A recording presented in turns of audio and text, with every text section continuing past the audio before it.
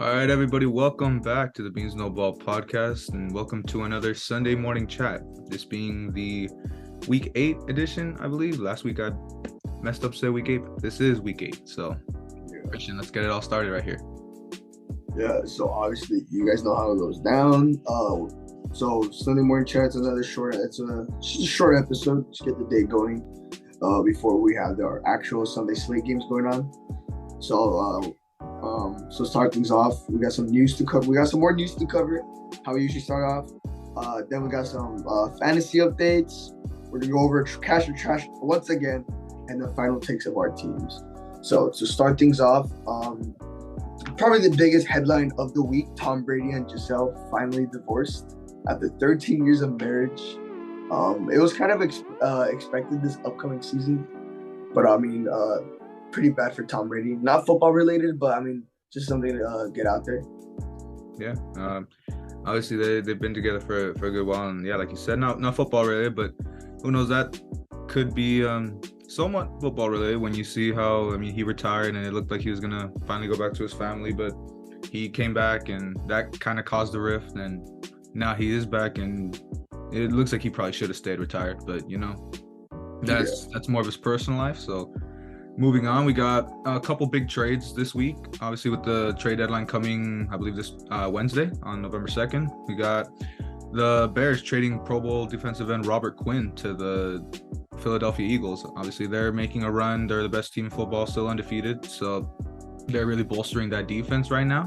And that's expected to, really strengthen them. And, I think they only gave up like a 4th round pick for him. So that's, you're not getting too much back, too much capital for these kinds of moves. But that's something for them. And obviously the other trade was Kadarius Toney getting traded from the Giants to the Kansas City Chiefs, which not much to be known from him right now with just so many injuries, and he's kind of just been lacking obviously at this point in his career. But we'll see what resurgence he gets with now Mahomes throwing him the ball, which he's only been used to Daniel Jones in the past couple years when he wasn't as good as we see him now. So I do honestly expect a resurgence from his career with the Chiefs, but that's just to be seen, especially with that injury trouble he's been having. Yeah, and also another defensive trade that also happened earlier last week was Jonathan Hankins from the Raiders was traded to the Dallas Cowboys, my team. So that's honestly a very good pickup for us. He's a very good run stopper for when he was on the Raiders. So it can really help our defensive line in the run game, in the rush game specifically, because we have been lacking lately in the run. Sometimes we're a little inconsistent in the pass rush. But he can definitely be a huge asset to us. In other news as well, on non-relating injuries, Malik Willis is making his first start tonight over Ryan Tannehill, I think because he has a sickness, right? He had an illness and he had some just walkthroughs, so yeah.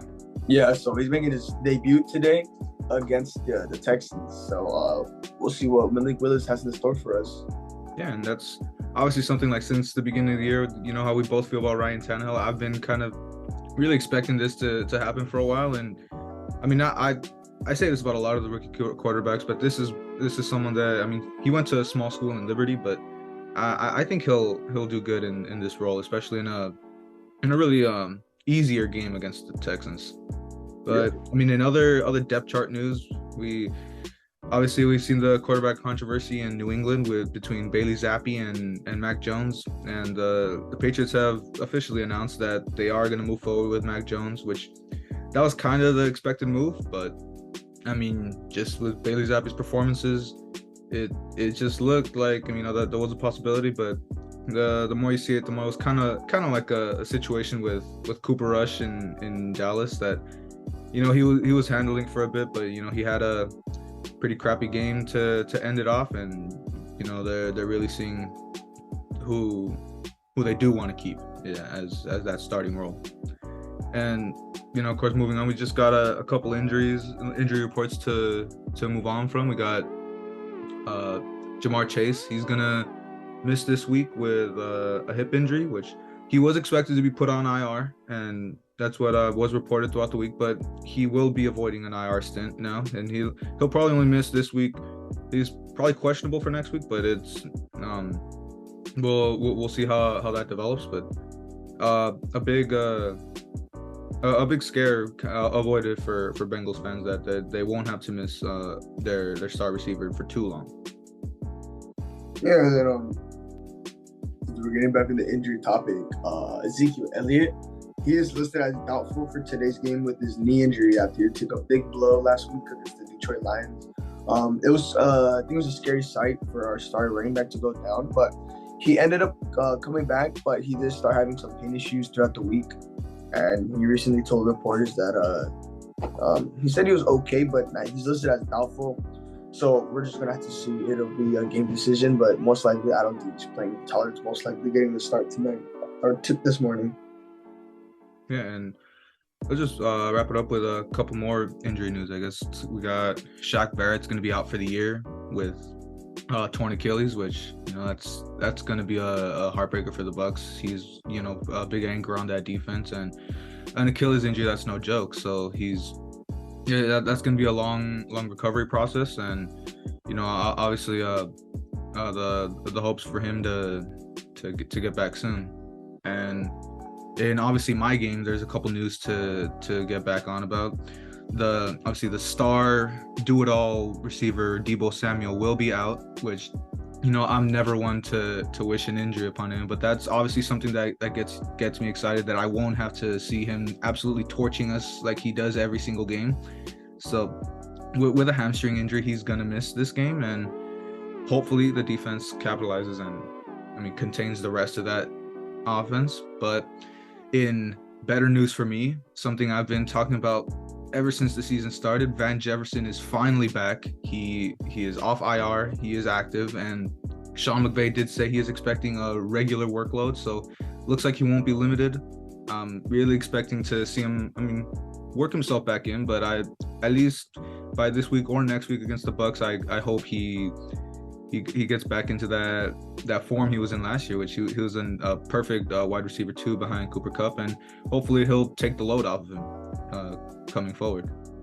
So yeah, and that's if Stafford even passes to him, bro. Like he usually that's another side. Come on. It's mainly Robinson, who he kind of just ignores, but he for the most part, I think he does. He's used to Van Jefferson for the most part, so I'm expecting better from him there. He's finna get Van Jefferson on like a 4-yard comeback route, and he just won't throw to him for the rest of the game. Yeah, but obviously that's about what we got for the rundown on the news this week. Just obviously right now the Broncos and Jaguars are playing in London. They're at half. Jaguars lead 10-7. But apart from that, let's move on to Cash or Trash.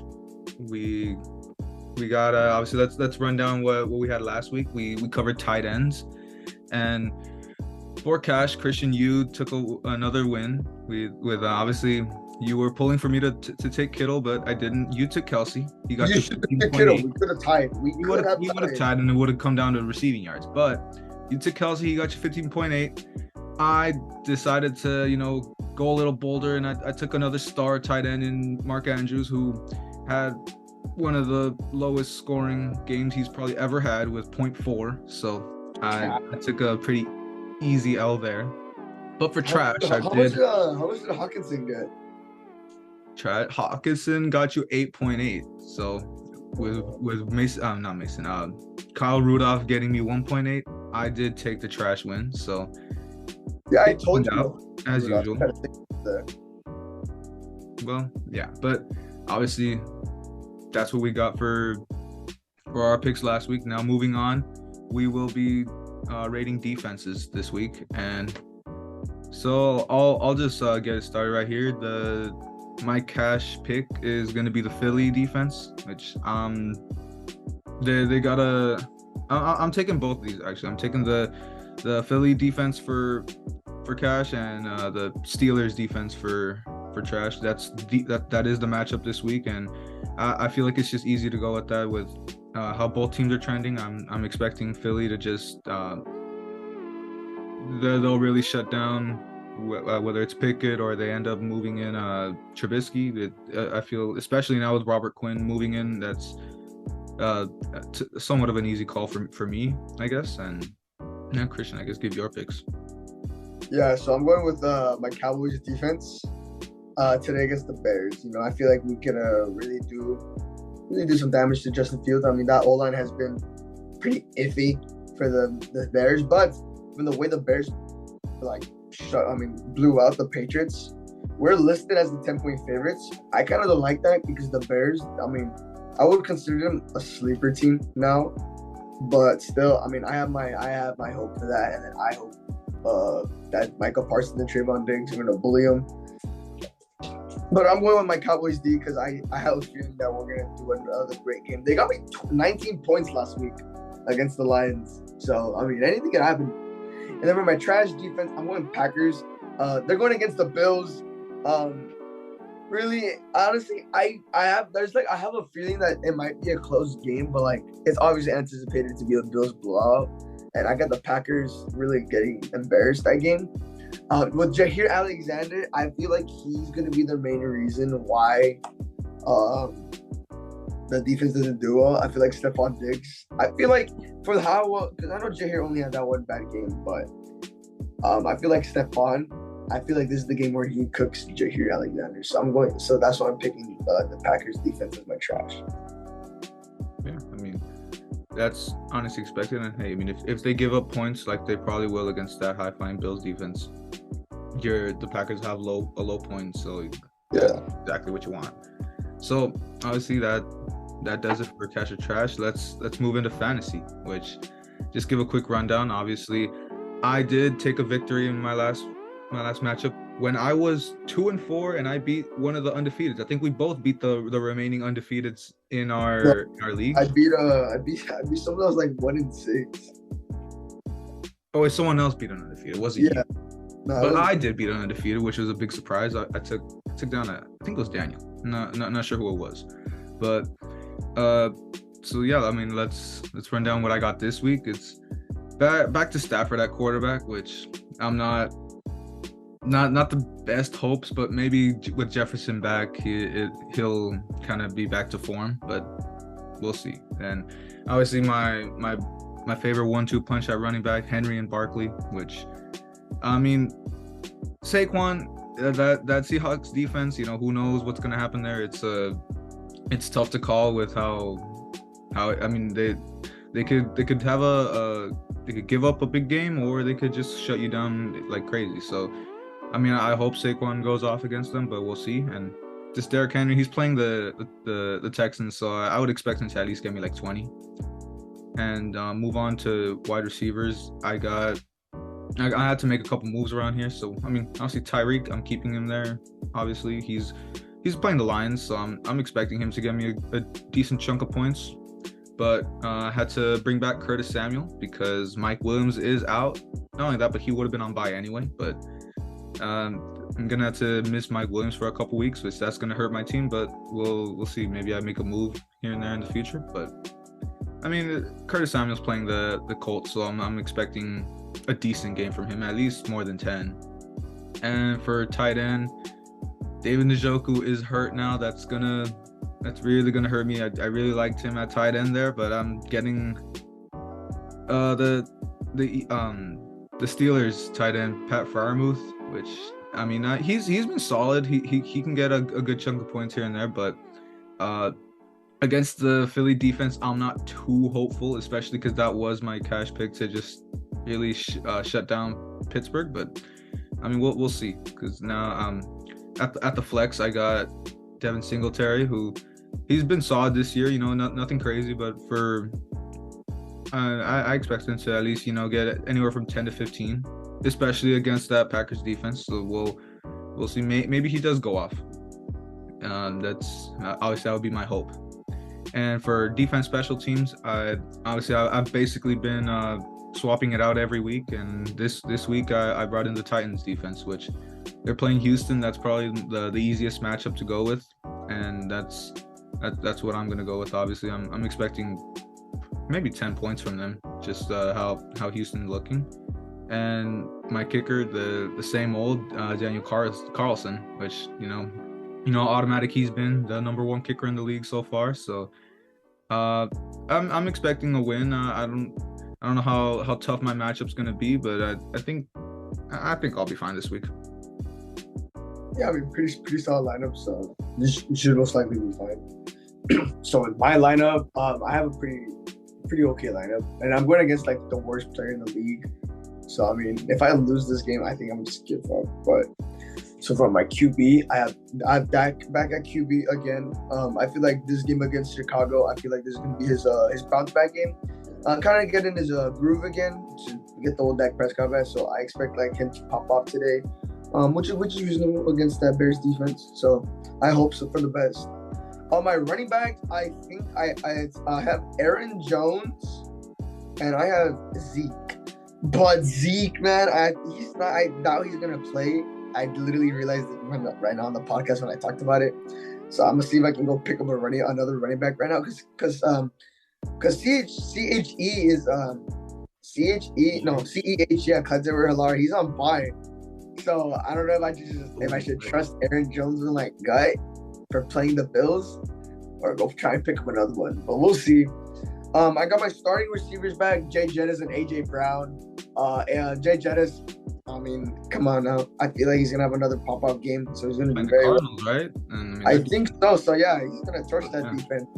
AJ Brown against the Steelers. I feel like his only really matchup is like if he like goes deep, he's really most likely gonna have to worry about Minkah depending where he lines up. But other than that, I think AJ Brown's gonna have a stellar game today. So yeah, I gotta watch out for him. He should probably carry my team. Tight end, I have Mike Gesicki. So I mean, he's been doing me well these past couple of weeks. Sadly, no more Gritty for him, no more McGriddle, diggity do. Those were my highlights for him. But yeah, I got him at tight end, pretty solid. My flex, I think I kept Hunter Renfrow in. I was gonna put Pickens, but they're playing the stud Philly, so I left Renfrow in. So that was kind of sad for me because Renfrow's been doing pretty booty lately. Defense, I have Cowboys. They ended up getting me 19 points last week. They kind of carried my team. Yeah, I'm sticking with them. We got the Bears today, and they're literally an hour and 50 minutes. So I should expect a nice, good defensive game by them as well. And then my kicker, I have Will Lutz. The GOAT, Will Lutz. He got me, I think, like 7 points. I don't remember, but it was a pretty good amount of points for Will Lutz. And he's been coming in clutch for me since I don't have Matt Prater starting anymore. And that's my team. So hopefully I manage to get like a close win with the players I have, which is pretty reasonable, pretty doable. Oh, with the matchup you got, I'm sure you'll get a win there. Yeah. Well, it won't be too bad. But yeah, obviously just move into our final segment, which is the last minute takes for each of our teams. So obviously I'll kick it off with my Rams, and this is just our nightmare matchup. Obviously every 2 times a year I see this matchup on the calendar, and it just, I always worry. I always have the optimism that we're finally going to break it, because like, how long can this really last? It's up to 7 in a row, but I do have the optimism, especially now with Debo not playing. That really does raise my expectation for this team, just because he is kind of like the reason that we get killed by the Niners. And I really hope that this is the week. I mean, especially just Debo being out, and now we finally get our wide receiver 2 and Jefferson back, which obviously I talked about that on the injury report. It's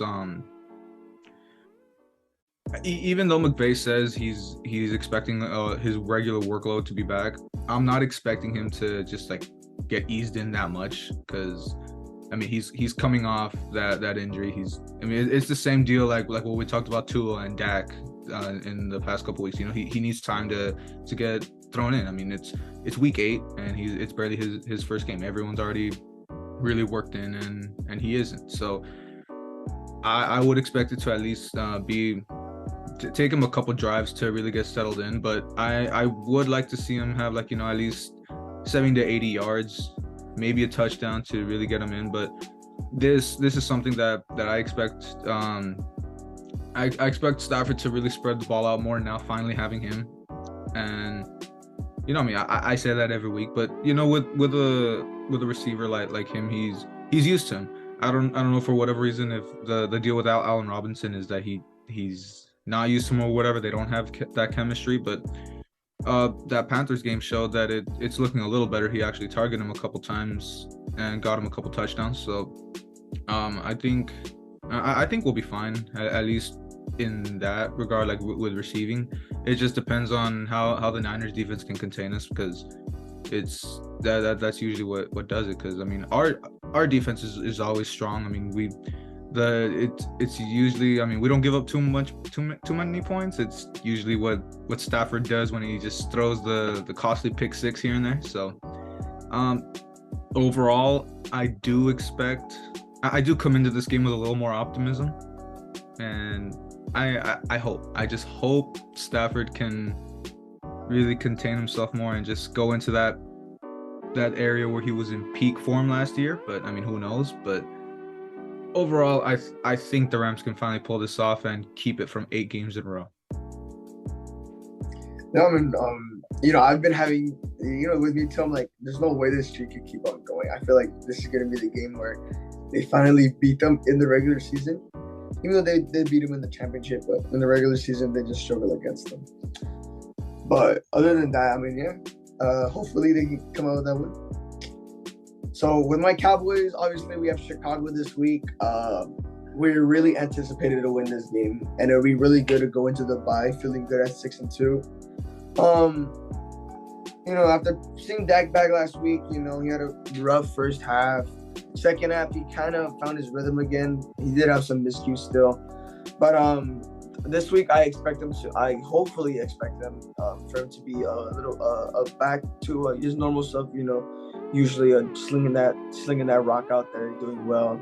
I want his chemistry with Michael Gallup again to finally refurbish with him, especially even CeeDee Lamb too, because their chemistry has been good so far since they came back. But with Michael Gallup, obviously him coming back from an ACL injury, it's gonna screw up his play a bit. And Jerry Jones did take the risk with signing him over Amari Cooper. But I mean, Michael Gallup still got some big gaps to fill in. It's okay that he's coming back from injury, but once he's fully good to go once again, like back to his old self, he's got a lot of weight on his shoulder. That defense is the focal point of our teams right now as we speak for so far in the season, since they've been really clutching up for us, with the downfall of Dak Prescott for his thumb injury. Cooper Rush came in and everyone thought our season was going to be over, but that defense realistically is the reason why we were 4-1. And, the defense just pretty much just did horrible against Philly. I don't know what happened. We could have won that game. We just decided to stop playing when we allowed that final TD for Philly. It was very stoppable on that third down. I don't know what happened. But Detroit, the defense did do absolutely amazing on the second half. Sam Williams popped off and forced, I think it was the 12 snaps he played. He got the 2 sacks, a strip fumble, and a fumble recovery. So, Sam Williams is looking like another monster player. He's literally Micah's twin. They literally look like twins. So I feel like that could be the upcoming. I feel like that was the game where Sam Williams finally gets his own rhythm to be great. Brett Maher was my surprise as well. He's been making his kicks. I think his only misses were like 59 plus. So I'm not really gonna give him that. I'm not really gonna hold him accountable for that. But when we signed him, it was kind of like an iffy move for us. We're like, damn, not Brett Maher again.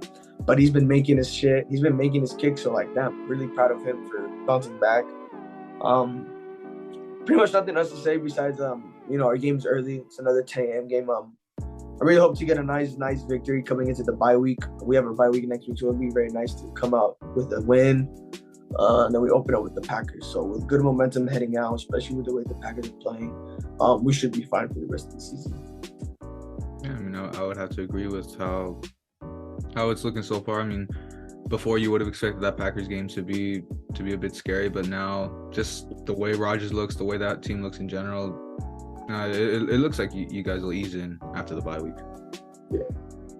Yeah, but that's basically gonna wrap up. We got just one more little information. Schefter did tweet out that Darren Waller will be inactive against the Saints, so that's gonna be a tough blow for the Raiders. But aside from that, that's that's gonna do it for our week 8 edition of Sunday Morning Chat. I see Halloween coming up tomorrow. Hope everyone enjoys. Hope everyone safe out there. Happy Halloween to everyone, and that's basically gonna do it. I guess Christian, if you want to send it off right here. Yeah, pretty much it. Pretty much over. It was another nice Sunday chat episode. We'll get that episode going. Hopefully Tuesday, maybe Wednesday. Hopefully out by Wednesday. Yeah. Yeah, hopefully out by Wednesday. Definitely not tomorrow. Maybe you already know.